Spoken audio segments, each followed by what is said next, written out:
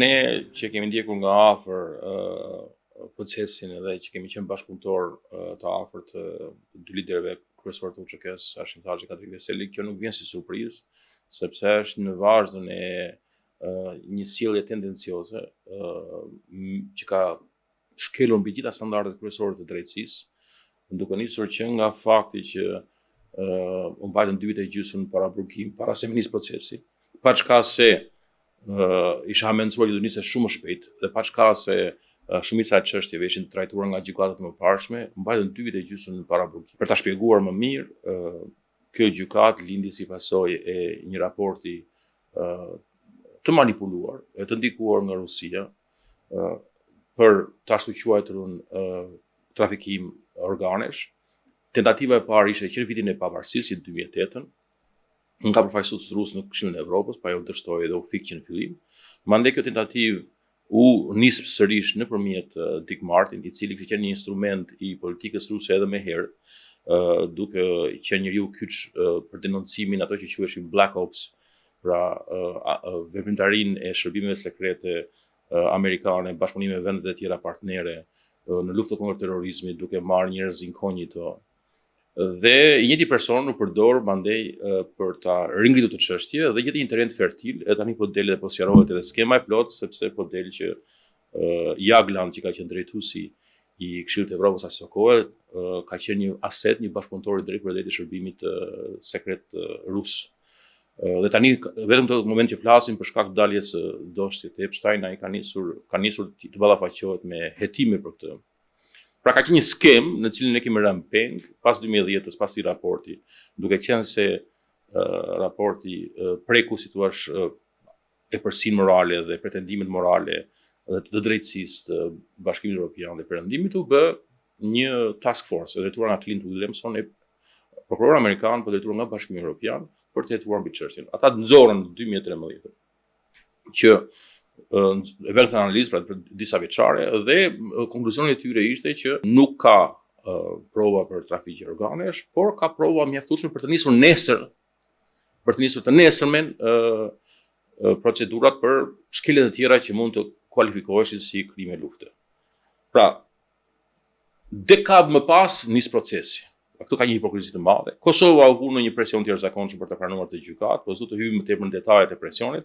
Por ajo që ndodhi ishte që edhe kjo është hipokrizia e gjitha situatës, sepse zanafilla është nga Këshilli i Evropës për një pretendim të rrëzuar tashmë për trafiq organesh dhe mua ajo gjykat që nisi prej Këshillit të Evropës shkel në flagrante ligjin bazë të Këshillit të Evropës, pra atë që Konventa Evropiane e Drejtave të Njerëzit, sepse e shkel në shumë nivele, shumë nene aty shkelje. Pra problemi kryesor këtu është që kjo gjykat ka shkelur parimet mbi të cilat është ndërtuar. Dhe ky është edhe zhgënjimi i madh i Kosovës.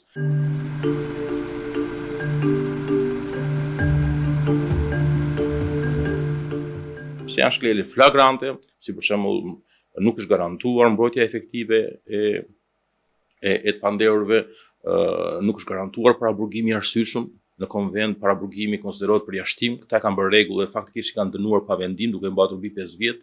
Nuk është garantuar mbajtja e ngushtë e marrëdhënieve me familjen, sepse kanë mbatur 5 vite e gjysmë para abrogim dhe kanë kufizuar shumë takimet me njerëzit. Nuk është garantuar mbrojtja e standardeve bazike, sepse avokati i popullit brenda gjykatës ka refuzuar plotësisht kërkesat e një pas njëshme. Madje ka refuzuar edhe ato momente kur ka kërkuar që të shkojnë të përcjellin prindërit e tyre në botën e përteme, duke i penguar që të marrin pjesë në varimin e prindërve, disa prej tyre. Është shkelur për sa i përket ajo që quhet barazia e palëve, pra nëse një anë pala akuzuese ka pasur 10 vite, sepse bën fjalë për një akumulim proceses të mëparshme. Pala mbrojtëse ka pasur kod kufizuar, shpesh materialet janë të redaktuara me minimumin e burimeve njerëzore, me minimumin e burimeve administrative. Ndërkohë ata prapa ka pasur institucione si prokurori, kanë pasur edhe Serbin që i është vënë në përdorim. Pra nuk kemi pasur një barazi të qasjes, kemi pasur mungesë pa anshmëri, shpesh gjykata ka bërë pyetje sugjestionuese ndaj. Pra ka pasur një mori që e ka bërë një njollë dhe një turp, edhe në këtë varzën e kësaj ne nuk surprizohemi nga kjo. sepse kjo është një si thua një mullar i plot, i mbushur me shkelje të Konvencionit për Pranë të Njeriut që është një zhgënjim i thellë, sepse Kosova duhet kuptuar që asnjëherë si ka bërë bish drejtësisë. Ne jemi krenar me luftën çlirimtare të Kosovës, ndryshe nga ushtritë ose palët e tjera që kanë luftuar, guerilat e tjera që kanë luftuar në Ballkanin Perëndimor. Asnjë ushtar i UÇK-s nuk ka bërë bish drejtësisë. Nëse për shembull Kroaci kemi pasur ratisur Gotovinën, Bebetkon e ku diu me radhë, nëse kemi pasur të fshehur Sheshele e të tjerë të Serbisë, që s'ke pas probleme me gjithë të tjerët, pra nuk janë parafshirë në Kosovë, kanë dalë ballë lartë.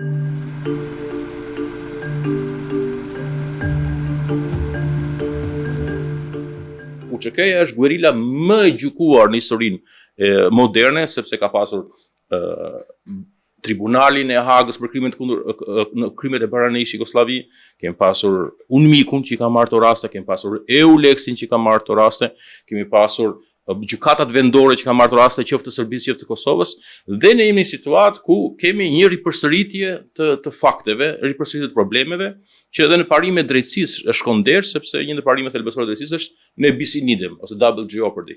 Pra, jo dy herë për të njëjtën gjë. Në këtë aspekt, kjo është si thua kurorëzimi i tentativave të këtij tribunali, këtij sistemi hibrid që është ndruar në monstrum për të justifikuar veten. Dhe për qenë akoma në nivelin e sensacionalizmit, pa prova konkrete. Prandaj për ne që e kemi ndihmuar pas është surprizë. Shto këtu pastaj edhe pretensat edhe dënimet që janë dhënë të tjerëve ushtarë të UÇK-s nga kjo gjykatë. Dënime për Calin ose për Pjetër Shalën, komandant Ujkun, që janë të egzageruara dhe janë të pakrahasueshme me dënimet që ka dhënë Haga ndaj krerëve të ushtrisë dhe paramilitarëve serb. Pra, në këtë aspekt kemi një tendenciositet të madh, prandaj është bërë kjo protestë e organizuar në Tiranë, prandaj u bën në Bruksel, prandaj u bën në Shkup, prandaj po organizohet një tjetër në rastin e 17 shkurtit për të denoncuar faktin që kjo gjykatë është ndruar në gjykatë politike, nuk po garanton as minimumin e minimumit të standardeve të drejtësisë ndërkombëtare evropiane që ka pritur Kosova.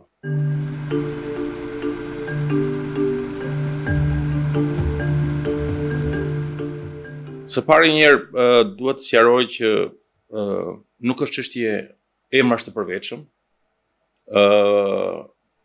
do më pa dyshim që kanë lavditje jashtëzakonshme. Por këtu bëhet fjalë për një kapitull të shenjtë të historisë son kombëtare dhe bëhet fjalë për themelët e shtetit të Kosovës, sepse UÇK-ja ka qenë zanafilla, gjeneza e shtetit të pavarur. Pra, është më shumë se kaq. Aq më tepër që akuza nuk është për aktet e tyre personale, e kam parë dikë duke shkuar të vrasë dikë, por është për një përgjegjësi kolektive. Pra, është përgjegjësi kolektive dhe pretenca është e njëjtë për të tërë. Pra, jo për veprime individuale siç është pretenduar, që është një hipokrizi e jashtëzakonshme, që na ka shurdhuar veshët për vite me radhë, por një përgjegjësi kolektive sepse ata kanë qenë në krye të hierarkisë të kësaj guerile. Pra, në këtë aspekt akuza shumë e rëndë, është e qartë. Pa llogaritur fakti që akuza është një shpikje e kësaj gjykate. Sepse, dhe kjo tregon pak a shumë për çfarë monstrumi hibrid i paprecedent që është, sepse nga gjykata është bërë legjislativ. Ka shpikur, ka prodhuar legjislatur, ka prodhuar juridiksion.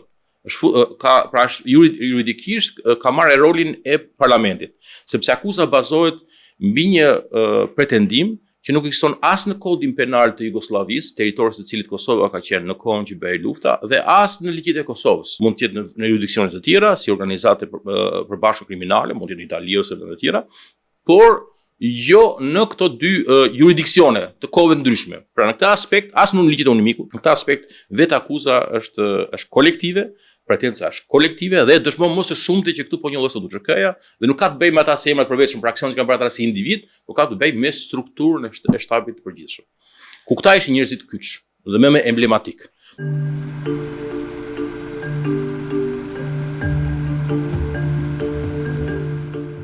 Pa llogaritur që pothuaj çdo komandant i zonave operative ka shkuar për procese, është dënuar ose është zvaritur.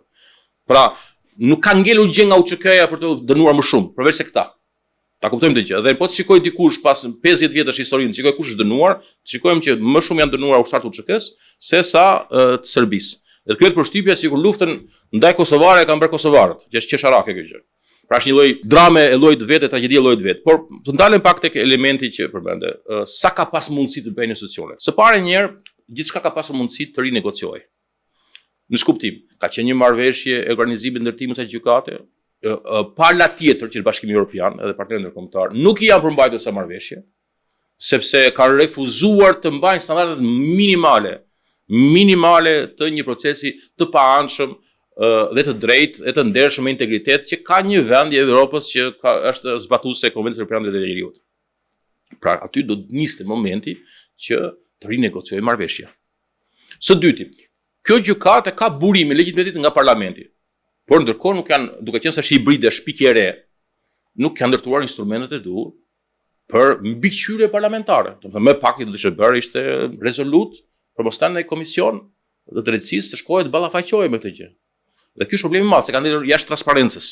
Nga njëra anë Kosova ka pasur një qeveri që Kurti që me interes ose pa interes ose pa s'po du me akuzu, por që kanë leverdi, por kanë neglizhuar nga obligimet e veta, jo vetëm kaq, por në disa raste me aktin nënligjore ka kufizuar edhe mbështetje financiare për liderët e UÇK-s, që do të vinë nga shteti, krejt ndryshe nga si ka vepruar Kroacia, për heronjtë e vet.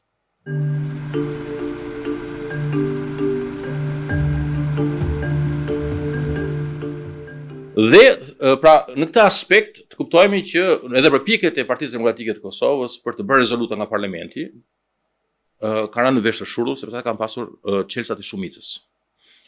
Bashkimi Evropian e ka neglizhuar këtë institucion sepse është futur në kriza të njëpasnjëshme, qoftë ndryshimet tektonike, të kompozimit të brendshëm për shkak të zgjedhjeve, qoftë për shkak të krizës së Ukrainës, krizës së Gazës, pra disa kriza që u hapën, edhe kjo gjë ngeli në periferi, duke i lënë kësaj organizate, kësaj institucione, kësaj korporate që të zgjerohet e të shfrytëzonte këtë mungesë monitorimi për të abuzuar, për të shpërdoruar, për të shtrirë ose zgjeruar kapacitetet e veta dhe për të zvarritur procesin në mënyrë të paimagjinueshme, sepse i leverdis ka rroga të majme, ka status diplomatik, ju paguhen familja, fëmijët e kështu me radhë. Dhe nëse proceset zakonisht për figura zgjasin në moment që nisin 26 muaj, 27 muaj në Hag, në tribunalin e miratuar nga Këshilli i Sigurisë, këtu kemi 5 vite gjysmë. Pra kjo është e para njerë që mund të bëni institucionet e Kosovës. Dhe arsye pse bëhet protesta është se institucionet po funksionojnë. Pra njerëzit po ndihen që i shteti, ata nuk e kanë shtetin e tyre, nuk i shërben interesat e tyre, dhe OVL-ja, aktivistë ndryshëm, njerëz që kanë punuar me ta, të ndinjuar dhe rruga e rrugës po zgjidhet se rruga institucionale nuk është shfrytzuar, nuk është shteruar për shkak të mungesës së vullnetit, të përgjegjësisë ose interesave perfide, po themi, të ulta për të eliminuar rivalët edhe për të njëllosur historinë. Qëllimet janë aty, do t'i gjykojë historia, por ne dim këtë fakt.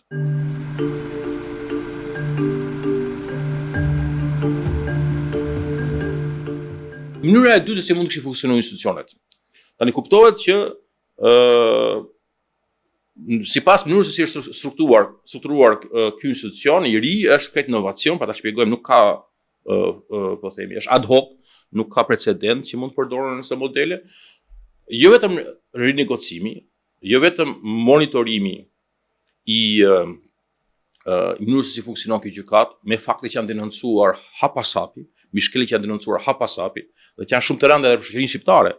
Do të njerëzit që kanë votuar vetë krijohet gjykata, nuk i lejohet të shkojnë në varrimet e prindërve. As Kadri Veselit, as Hashim Thaçit, as Axhi Shalës, as Sali, do të thonë është pa imagjinueshme kjo gjë. Ata njerëz që kanë votuar vetë, por ajo që është thelbësore këtu është që në marrëdhënie me Brukselin, me Këshillin Evropian, nëse do kishte institucione patriotike, nëse do kishte shtet ose qeverisje të përgjegjshme ndaj shtetit të Kosovës, dhe goditje që shteti i Kosovës, themeli i shtetit të Kosovës është padyshim UÇK, do duhej që në marrëdhënie me Brukselin të denoncojë, të shfrytëzojë ai pak komunikim për të vënë duke që shiko, kjo gjykat në mënyrë se si është bërë, është duke njollosur edhe standardet e BE-s, është duke nxjerrë në pa një lloj hipokrizie, sepse i BE-ja që është financuese më mëdha të reforma drejtësisë edhe të vendin tonë, në fakt me këto standardi është turp për faqezi. Dhe nuk e kanë shfrytzuar këtë gjë. Jo, nuk ka shfrytzuar, por gjatë gjithë kësaj periudhe ne kemi qenë si Prishtinë, zyrtarë kemi qenë në konflikt me Bashkimin Evropian.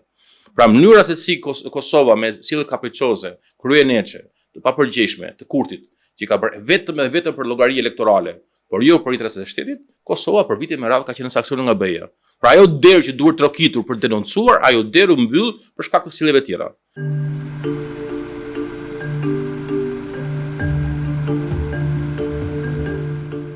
Kryeministri mjaftohet me një status Facebooku, me një deklaratë aty këtu, por nuk ka se ka një angazhim të diplomacisë sonë, sepse siç e di mirë, atë hapësirë të vogël diplomatike që ka Shqipëria në Bruksel e shfrytëzohen për të shpëtuar kurrizën e pushtetarëve, e lehtësuar barrën e SPAK. Pra, në këtë aspekt, duke qenë se kemi në dy shtetet, më së pari përgjithësia është në Kosovë, kuptohet se aty është drejt për drejt lidhja, por edhe në Shqipëri, meqenëse çështje kombëtare e disa prej çështjeve lidhen me përfshirjen e Shqipërisë në territor të Shqipërisë, ish dashur të kishim angazhim më të madh. Ky angazhim nuk ka qenë, sepse të dy kryeministrat janë marrë më tepër me shpëtuar lëkurën e tyre elektorale ose marrëdhënie me Bashkimin Evropian, se sa janë marrë për të mbrojtur interesat kombëtare ose të shtetit.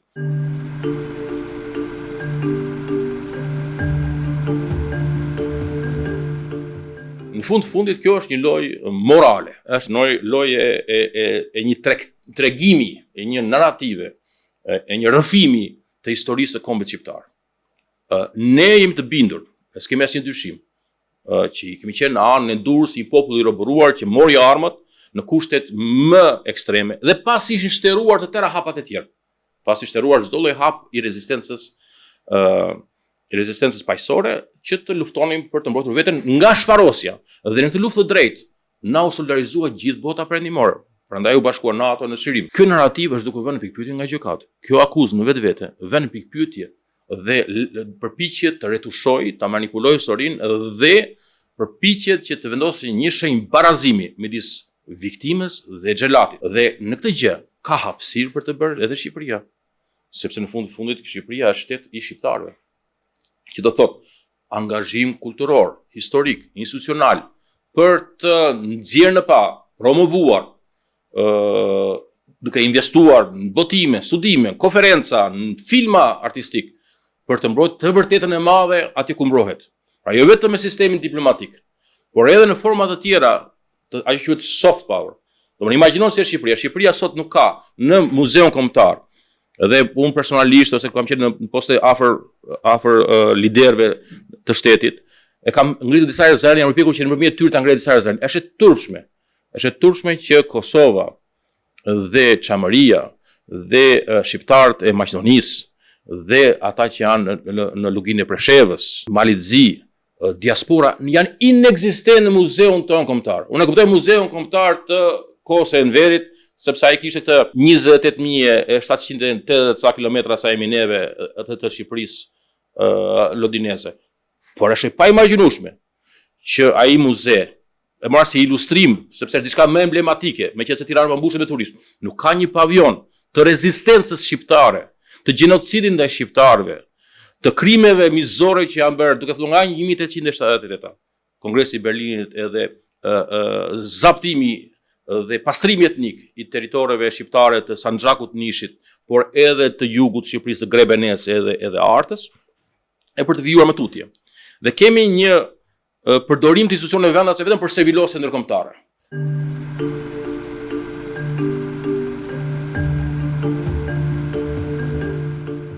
Do të thënë, qeveria jonë është duke marrë përsipër të bëj 2 muze, jo një, po 2 muze për hebrejt, që dorë në zemër kjo respekt, kemi diçka për të krenuar, por që janë krejt periferik në historinë e kombit shqiptar, dhe nuk bën asnjë përpjekje për të ndërtuar një muze për vuajtjet e popullit shqiptar në territoret e pushtuar të popullit shqiptar. Pra kjo e tregon gjithën se sa pak shteti shqiptarëve është ky dhe sa pak është shteti atyre që sundojnë sot. Dhe këto janë vetëm disa, në di që është orari i shkurtër, sa mund të tregoj një listë më të gjatë, një çarçaf listë se çfarë mund të kishte bërë qeveria e Shqipërisë dhe për më shumë e Kosovës për t'i paraprirë këtij problemi, kësaj sfide që na bëhet neve përballë një hegemonie serbe të mbështetur nga Rusia për të përmbysur të vërtetën historike.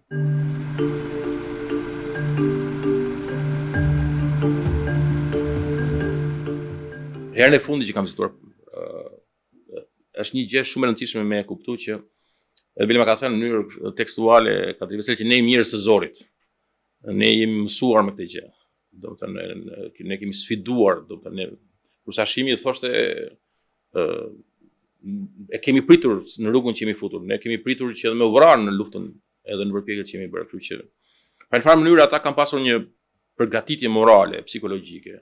Dhe për më tepër duke ditur se ishin në rrugën e dur, në anën e dur, duke ditur se kishin mbështetje popullore, dhe nuk kishin dyshim për atë që kishin bërë, sepse në fund siç e tregova, kjo është një guerilje e cila është filtruar tashmë në 5 lloj gjykatash të tjera.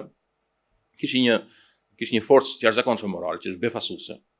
Domethënë, bile kam përshtypjen ndonjëherë na jepin ata fuqi morale dhe gajret, se për mua ishte shumë e vështirë me shku me pa Hashim Thacin për shembull, që në farë mënyrë është De Gaulle ose Yasser Arafati ose çfarë dush i ndërtimit të mbase politikani më i suksesshëm pas Ismail Qemalit në kauzën tonë kombëtare, që është mes një ambient të vogël edhe duke ta bërë gati kafene, duke, domethënë, kështu që për ne është e rëndë, domethënë, edhe vështirë, por kuptohet që ata janë të jashtëzakonshëm në kuptimin e tyre të forcisë morale.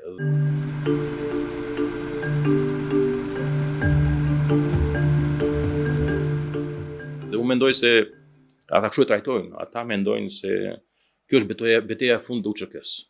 Ata mendojnë se kjo është thjesht vazhdimi i luftës, në një luftë ku ata nuk e kanë bërë hesap jetën e tyre, për vetëm kauzën, sepse po ta njohësh nga afër si ka funksionuar luftë, mënyra se si ata kanë vepruar, vetëm fakti që zona më e rrezikshme dhe zona më e militarizuar ka qenë Kufiri, dhe Hashim Thaçi e ka kaluar Kufir mbi 40 herë për të ardhur të komunikuar, për të shkuar në Rabuje, vetëm ajo mjafton me kuptues se sa herë kanë rrezikuar kokën dhe sa herë e kanë pasur vdekjen afër. Dhe ju ka ndodhur, kanë ballafaqur me mina, në ecje sipër, kanë qenë në përleshje në kufi, kanë qenë ballafaqur me artilleri në pozicionet e tyre. Se njerëzit kur imagjinojnë luftën, shikojnë filma dhe mendojnë se këtu bëhet për territore, këtu bëhet për një grupim partizan, si Komit ose Kaçak dikur, që ishin gjithmonë në lëvizje, s'kishin asnjë stret sigurt. Dhe në këtë aspekt, kjo është situata e burimit tyre edhe në fundit, dhe është pak edhe epike kjo, më kujtonte pak Homerin edhe mitin e Odises, që heronjt janë të fundit që kthehen në shtëpi. Me atë Odiseadën e famshme që ai shkoi dhe u kthye në Itak dekada pasi kishte mbaruar lufta e Trojës. Kjo është, thua, fati i heronjve mitik në farë mënyrë, dhe këtë fat po pëson Hashim Thaçi dhe Kadri Veseli, po edhe Jakub Nasin Qirexhe Selimi, dhe mendoj që do përmbyllet me sukses, do kthehen nga dhimbtara triumfal, por është një fat i dhimbshëm, më thënë drejtën, edhe një lloj profecie që rikthehet.